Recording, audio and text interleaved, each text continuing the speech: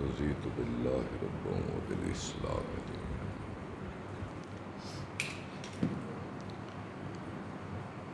الحمد للہ نحمده ونستعینه ونستغفره ونؤمن به ونتوکل علیہ ونعوذ باللہ من شرور انفسنا ومن سیئات اعمالنا من يهده الله فلا مضل له ومن يضلله فلا هادي له واشهد ان لا اله الا الله واشهد ان محمدا عبده ورسوله اللهم صل على محمد وعلى آل محمد كما صليت على إبراهيم وعلى آل إبراهيم إنك حميد مجيد اللهم بارك على محمد وعلى آل محمد كما باركت على إبراهيم وعلى آل إبراهيم إنك حميد مجيد أما بعد فإن خير الحديث كتاب الله وخير الهدي هدي محمد صلى الله تعالى عليه وآله وسلم وشر الأمور محدثاتها وكل محدثة بدعة وكل بدعة ضلالة وكل ضلالة في النار إن الذين قالوا ربنا الله ثم استقاموا تتنزل عليهم الملائكة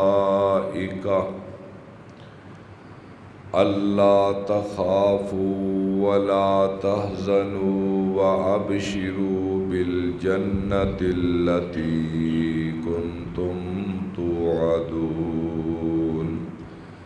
سبحان ربك رب العزة عما يصفون وسلام على المرسلين والحمد لله رب العالمين آمين بے شک وہ لوگ جنہوں نے یہ کہا کہ ہمارا رب اللہ ہے اور پھر وہ اس بات پر ڈٹ گئے، ان پر اللہ کے فرشتے اترتے ہیں اور انہیں آ کر بشارت دیتے ہیں کہ تم کوئی غم نہ کرو اور تمہیں جنت کی بشارت ہے جس کا اہل ایمان سے وعدہ کیا گیا۔ اللہ رب العزت کی بے پناہ تعریف و توصیف اور نبی پاک صلی اللہ تعالی علیہ وآلہ وسلم کی مبارک ذات پر درود و سلام کے بعد اللہ تعالیٰ کی کمال مہربانی اور اس کی توفیق کے ساتھ ماہ رمضان کو ہم گزار کر ماہ شوال میں پہنچے اور اللہ کی بارگاہ میں یہ ہماری دعا ہے کہ ماہ رمضان میں اللہ سے جو فیوز و برکات طلب کی اور اس سے جو عہد اور معاہدے طے کیے اور اس سے جو توبہ کی اور دلوں کو ٹیڑھا ہونے سے بچنے کی اللہ کی بارگاہ میں دعائیں کی، اللہ کی ذات عالی اس پر ہر مسلمان کو استقامت عطا فرمائے۔ شیطان انسان کا ازلی دشمن ہے، وہ لمحہ بلمحہ انسان کو اس کی خواہشات کا غلام بنانے کی کوشش کرتا ہے اور انسان کی شہوتوں کو ابھارنے اور بھڑکانے کی کوشش کرتا ہے۔ رمضان کے مہینے میں ایک اجتماعی نیکی کی بہار ہوتی ہے جس کی وجہ سے شیطان اپنے آپ کو جکڑا ہوا سمجھتا ہے اور وہ تیزی کے ساتھ نفس مسلمان پر حملہ آور نہیں ہو سکتا، اور جو ہی رمضان کی بہار الوداع ہوتی ہے تو شیطان چلا آتا ہے اور وہ مسلمان کو مختلف شہوانی، نفسانی، جسمانی خواہشات کی طرف ابھارنا شروع کر دیتا ہے۔ تو پھر گئے وہ معاہدے اور عہد اور وہ توبہ جو انسان نے اللہ سے کی ہوتی ہے، تو اس لیے اسی بات پر اپنے آپ کو قائم رکھنا، اس کے لیے آدمی کو اللہ کی بارگاہ میں دعا بھی کرنی چاہیے اور ایسی صحبت میں آنا اور آنے کی کوشش کرنی چاہیے جہاں سے انسان کے دل کو ایمانی اور روحانی غذا اور خوراک مل سکے۔ قرآن مجید کی ایک بڑی کمال دعا ہے اس موضوع پر، جسے اکثر نبی پاک صلی اللہ تعالی علیہ التحیۃ والسلام فرمایا کرتے، ربنا لا تزغ قلوبنا بعد اذ ہدیتنا وہب لنا من لدنک رحمۃ انک انت الوہاب۔ اے اللہ، ہمارے دلوں کو ہدایت پا جانے کے بعد ٹیڑھا ہونے سے بچا لینا، وَحَبْ لَنَا مِن لَّدُنْكَ رَحْمَةً، اور اپنی جناب سے ہمیں یہ رحمت عطا فرما کہ ہم ہدایت پر قائم رہیں۔ اے اللہ، تو دینے والا وہاب خدا ہے۔ یاد رہے، بدترین گمراہی وہ ہے جو ہدایت کے بعد آئے۔ جب آدمی ہدایت کی راہوں پہ چل پڑے، اپنے نفس اور شیطان کو کچل کر ہدایت کی راہوں پہ گامزن ہو جائے اور پھر راستے میں شیطان اس کی متاع دین و دنیا کو لوٹ لے اور یہ خائب و خاسر ہو کر بے مراد اور بے منزل ہو کر رہ جائے، یہ بدترین انسان کی بد نصیبی ہے۔ اس لیے میرے بھائیوں، استقامت بہت بڑی دین و دنیا کی دولت ہے، اور قائم رہنے کے لیے اس ہدایت پر اچھی صحبتوں کی ضرورت ہے اور اللہ سے دعاؤں کی ضرورت ہے، چونکہ صحبت انسان کے مزاج کو تبدیل کر دیتی ہے، اور بہترین صحبت مسجد کی صحبت ہے، اللہ کے گھر کی صحبت ہے۔ جو لوگ مسجد کے اندر زیادہ اوقات گزاریں گے، شیطان کے حملوں سے زیادہ محفوظ رہیں گے۔ اور ہمیں تو صرف جہاد بالنفس کی ضرورت ہے کہ ہم اپنے نفس سے جہاد کریں اپنے نفس کو روکیں کہ یہ اگر برائی کی طرف مائل ہو تو اس کو اس سے روکیں، اور یہی جہاد ہمارا جہاد ہے۔ لیکن چند مثالیں میں آپ کی خدمت میں پیش کروں گا کہ وہ لوگ جو بڑے درجے کے لوگ تھے ان کی ذمہ داریاں بڑی تھیں، اور دیکھے کہ انہوں نے اپنی ان ذمہ داریوں کو پورا کرنے کے لیے جہاد بن نفس کے ساتھ ساتھ وہ اللہ کی راہ میں کس طرح اپنے آپ کو قربان کرتے گئے، اور کتنے کتنے دکھ انہوں نے اٹھائے، کتنی کتنی مصیبتیں انہوں نے اٹھائیں۔ یہ اللہ کا فضل ہے کہ دین ہمیں ورثے میں مل گیا، اور ہمیں ان کوششوں کی یا ان مصیبتوں کو جھیلنے کا موقع نہیں ملا۔ تو ان لوگوں کی چند مثالیں میں آپ حضرات کی خدمت میں پیش کروں گا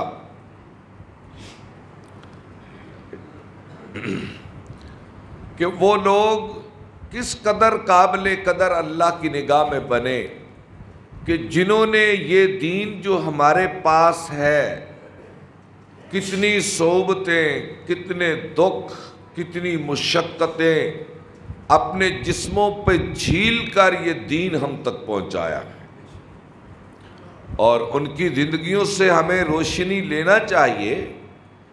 ہمیں تو بس صرف برائی سے باز رہیں، بس اتنا ہی ہمارا جہاد ہے۔ اور یہ بھی کمال جہاد ہے کہ ایک آدمی اپنے آپ کو برائی سے روک لے، اپنے نفس کو، تو آج کا یہ بہت بڑا جہاد ہے۔ لیکن جن کی میں مثالیں عرض کرنے لگا ہوں، حضرت خباب بن ارت رضی اللہ تعالی عنہ، یہ غلام ہے اور ابتدائی مسلمانوں میں سے۔ ابتدائی مسلمانوں کا صبر و ثبات اتنا اعلیٰ ہے کہ جس کی مثال نبیوں کی تحریکوں میں نظر نہیں آتی، جتنی صحابہ کی زندگی میں نظر آتی ہے۔ یہ ابتدائی مسلمانوں میں سے ہیں، اور انہیں اتنا مارا جاتا کہ ایک روز کوئلے جلا کر، ان کو بھڑکا کر حضرت خباب کو ان کے اوپر چت لٹا دیا گیا۔ چت لٹانے کا مطلب ہوتا ہے کہ آدمی کا منہ آسمان کی طرف ہو اور اس کی کمر زمین پر ہو، یعنی ان کی کمر کو جلتے ہوئے کوئلوں پہ رکھ دیا گیا، اور ان کے سینے پر کچھ لوگوں نے اپنے پاؤں رکھ لیے تاکہ حرکت نہ کرنے پائیں، حتیٰ کہ اتنی دیر تک ان کوئلوں پہ لیٹے رہے کہ ان کے جسم کی چربی لہو بن کر انہوں نے ان کوئلوں کو بجھا کے رکھ دی۔ اس سے بڑی تکلیف کسی کو قتل کر دیا جائے تو وہ اتنی تکلیف نہیں ہوتی جتنا کہ یہ تکلیف دہ منظر تھا۔ آخر وہ جھیل گئے، استقامت کے ساتھ جھیل گئے۔ پھر جب زخم بھرے تو اللہ کے رسول صلی اللہ علیہ وسلم کی بارگاہ میں حاضر، اور آپ کعبے کی چھاؤں تلے تشریف فرما تھے، اور آپ کے ہاتھ میں ایک تنکا تھا جس سے آپ زمین کو کرید رہے تھے ہلکا ہلکا۔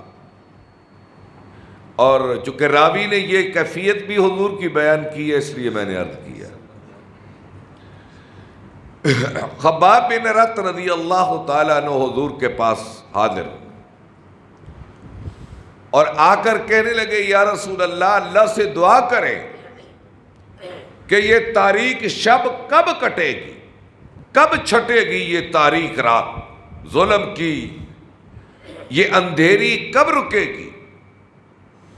آپ نے حضرت خباب کے یہ الفاظ سنے، ایک لمحے کے لیے خاموشی، پھر آپ نے فرمایا، خباب، اس دین الہی کی آبیاری کے لیے تجھ سے پہلے لوگوں کو آروں کے بیچ میں رکھ کر چیر دیا گیا اور انہیں پھانسیوں پہ لٹکا کر شہید کر دیا گیا، انہیں تپتی ہوئی لوؤں میں باندھ دیا گیا، مگر وہ دین حق سے یہ چیزیں بھی انہیں ہٹا نہ سکی اور وہ قربانیاں دے گئے،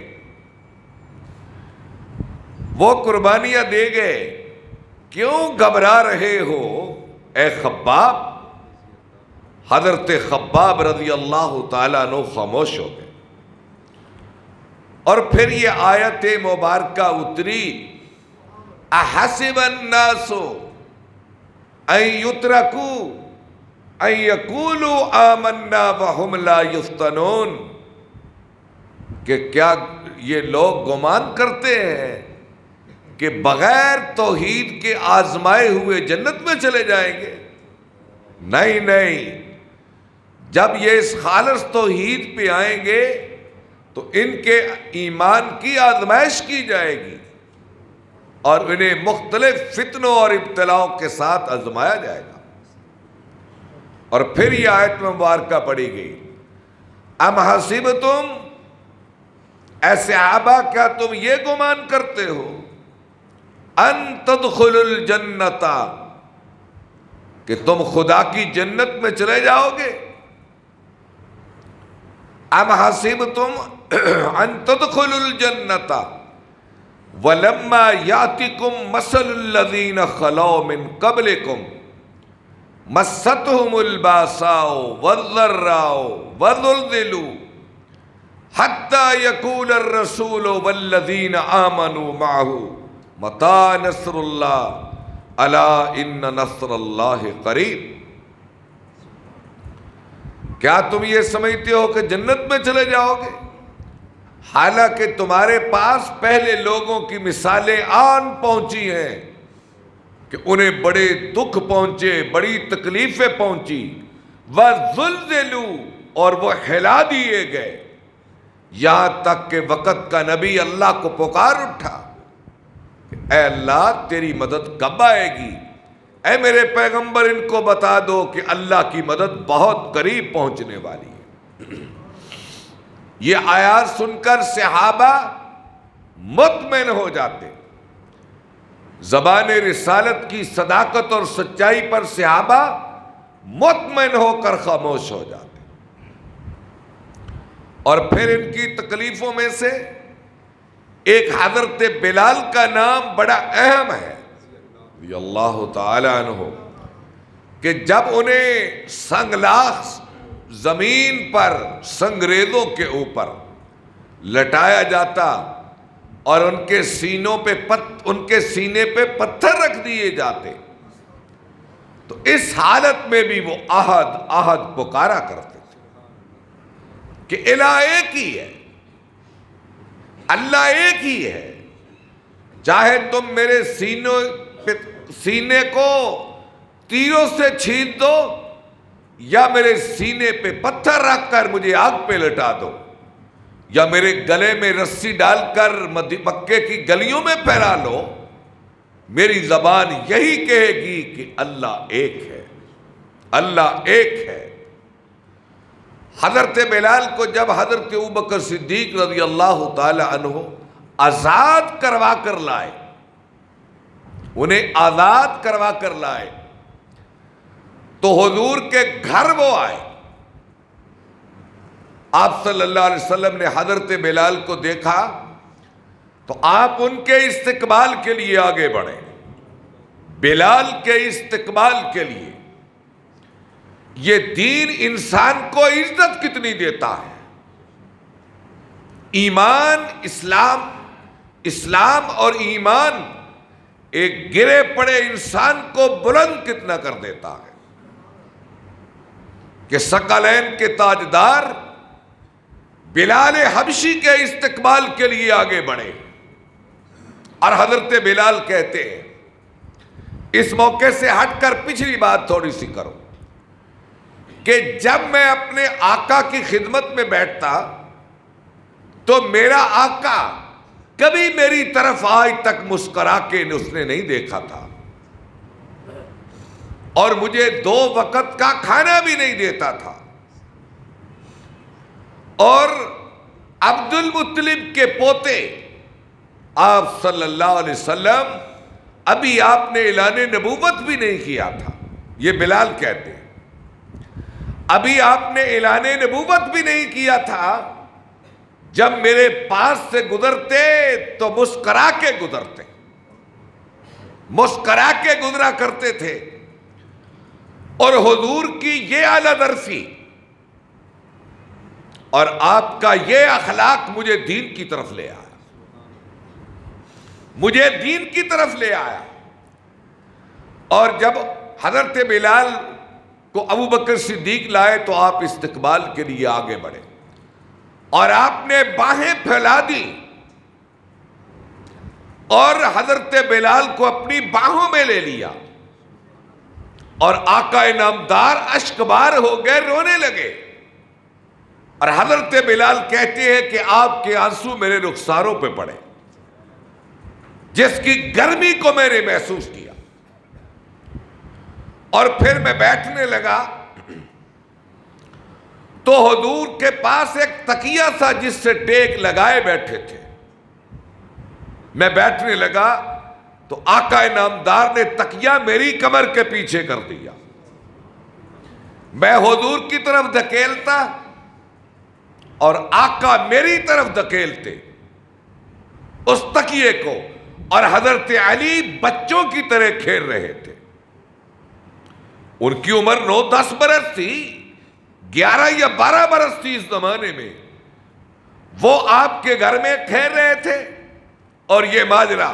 تو اللہ کے رسول نے میری طرف مخاطب ہو کر کہا، اے بلال، اے بلال رضی اللہ تعالیٰ عنہ، قیامت تک یہ بات یاد رکھی جائے گی کہ سب سے پہلے اور سب سے زیادہ جس شخص نے دین کے لیے مصیبتیں اٹھائیں اس کا نام بلال ہے رضی اللہ تعالی عنہ. اور آج 1450 سال بیت گئے، اس مسجد کے منبر پر کھڑے ہو کر میں بلال کی مصیبتیں بیان کر رہا ہوں، اور یہ قیامت تک حضور کی زبان سے نکلا ہے. قیامت تک بلال کے تذکروں کو کوئی مٹا نہیں سکے گا. اور دین کی وجہ سے اللہ نے اتنی عزت عطا کر دی کہ عمر بن خطاب جیسے حضرت بلال کو یا سیدی کہا کرتے تھے. یا سیدی اس کا معنی ہے اے میرے سردار، اے میرے آقا. اور بلال کون؟ جس کا باپ بھی غلام، خود بھی غلام، اور کلمہ پڑھا، دین کی نسبت ہوئی تو قریشیوں کے بھی سردار بن گئے، قریشیوں کے بھی آقا ٹھہرے.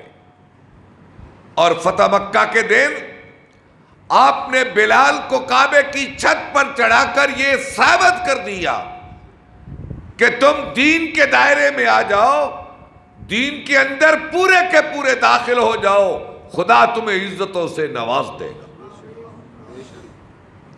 بلال کی عزت کو آسمانوں تک پہنچا دیا. اور آپ فرمایا کرتے، ارحنا یا بلال، اے بلال اذان دے کر محمد کا کلیجہ ٹھنڈا کر دے. اور حضور کے ساتھ پھرتے، آپ کے ساتھ رہتے. اللہ نے یہ عزت عطا کی ان مشقتوں کے بدلے میں. اللہ کی ذات کسی کی کوشش کو ضائع نہیں کرتے، کسی کی محنت کو ضائع نہیں کرتے. جو شخص دنیا کے لیے محنت کرے اللہ اس کی کوشش کو ضائع نہیں کرتا، تو جو دین کے لیے کوشش کرے اللہ اس کی ناقدری کیسے کرتا ہے. ایک شخص، مثالیں آئی حضور کے پاس پچھلے دور کی. ایک شخص اسے اطلاع ملی کہ فلاں بستی کے اندر نبی ہے دو، اور قوم اسے مار رہی ہے. پھر تیسرا نبی آیا، قوم اس کو بھی مار رہی ہے. پہلے نبی کو بھی قتل کر دیا، دوسرے نبی کو بھی قتل کر دیا، اور تیسرے نبی کو بھی قتل کر دیا. اور یہ واقعہ اللہ نے سورہ یاسین کے ابتدا میں بیان فرمایا. ابتدا میں بیان فرمایا اذ ارسلنا الیہم اثنین فکذبوہما فعززنا بثالث فقالوا انا الیکم مرسلون قالوا ما انتم الا بشر مثلنا وما انزل الرحمن من شیء ان انتم الا تکذبون قالوا ربنا یعلم انا الیکم لمرسلون. آگے چل کر اللہ کی ذات فرماتے ہیں وجاء من اقصى المدینة رجل یسعی قال یا قوم اتبعوا المرسلین. دو نبی آئے، ان کو قتل کر دیا قوم نے. تیسرے نبی آئے، اس کو بھی قوم مار رہی تھی کہ ایک شخص دوڑتا ہوا آیا جس کا نام حبیب تھا، سورہ یاسین کا حبیب. یہ دوڑتا ہوا آیا اور آ کر اپنی قوم سے کہنے لگا یا قوم اتبعوا المرسلین اتبعوا من لا یسألکم علیہ اجرا وہم مہتدون. عقل کے اندھو، یہ نبی تو تمہیں ہدایت کی راہ دکھا رہے ہیں اور تم انہیں مار رہے ہو، اور یہ تم سے مانگتے بھی کچھ نہیں. تم ہدایت کی راہ چھوڑ رہے ہو. قوم حبیب کو بھی مارنے لگی. یہ کہہ لو اس وقت کے نبی کے صحابی تھے. قوم اس کو بھی مارنے اور پیٹنے لگی. اللہ کو اس بندے کی قربانی اتنی پسند آئی کہ کئی 100 سال بعد قرآن مجید اترا، اور اللہ نے اس کا واقعہ قرآن کے پاکیزہ الفاظ میں اتار کر قیامت تک کے لیے باقی رکھا. اور قوم سے جھگڑ کر کیا کہتے ہیں؟ حضرت حبیب ان کا نام مفسرین نے نقل کیا ہے.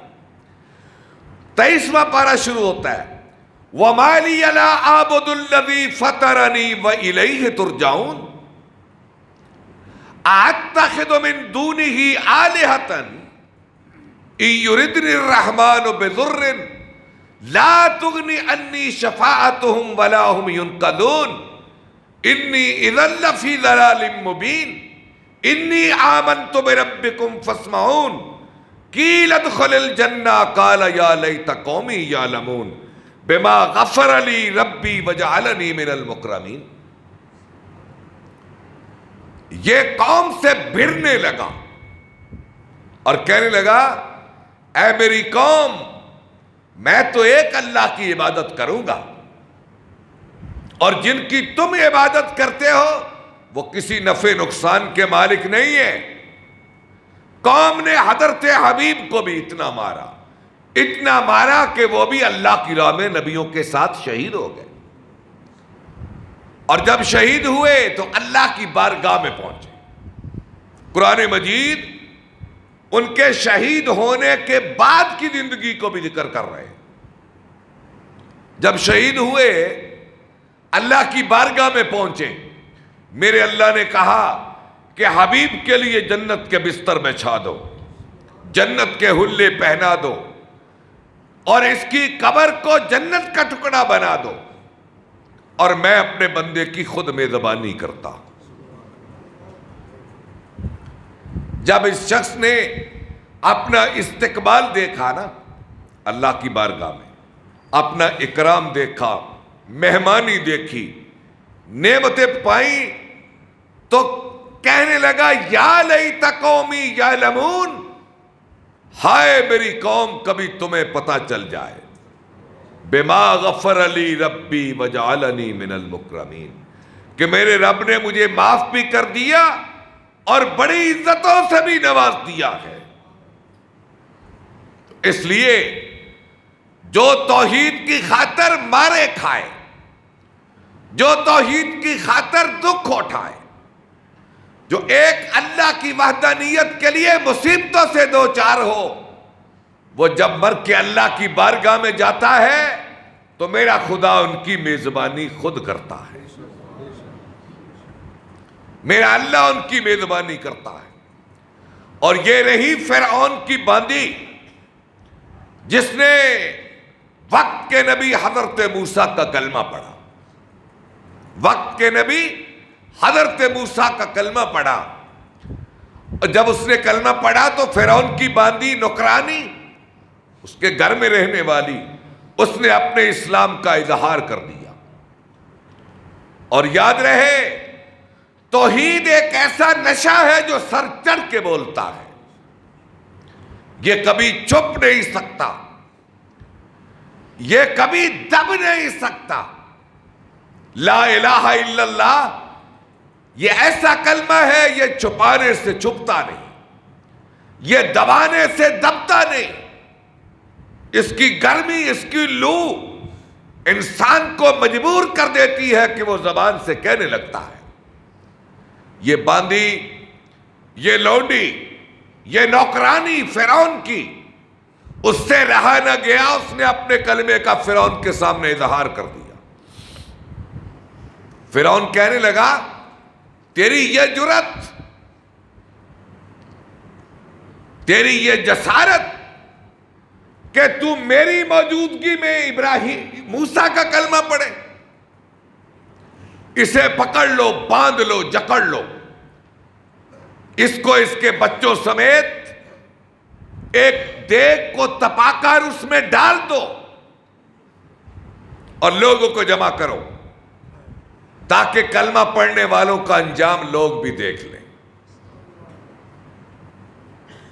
ایسے ہی ہوا، ایک پیتل کی دیگ کو تپایا گیا، اس میں تیل ڈالا گیا، اس کو گرم کیا گیا۔ یہ قصہ اللہ کے نبی نے بیان کیا ہے، کوئی کہانی میں آپ کو نہیں بتا رہا۔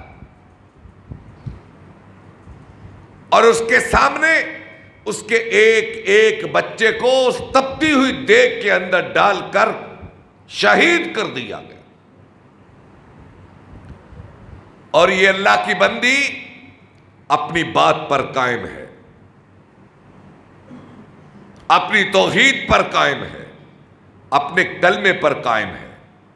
آخرکار ان کا وہ بچہ، اس عورت کا جو اس کے سینے سے دودھ پی رہا تھا، جلادوں نے اسے بھی کھینچ کر جب اس دیگ کے اندر پھینک دیا تو ماں کی آنکھوں کے آگے اندھیرا آ گیا۔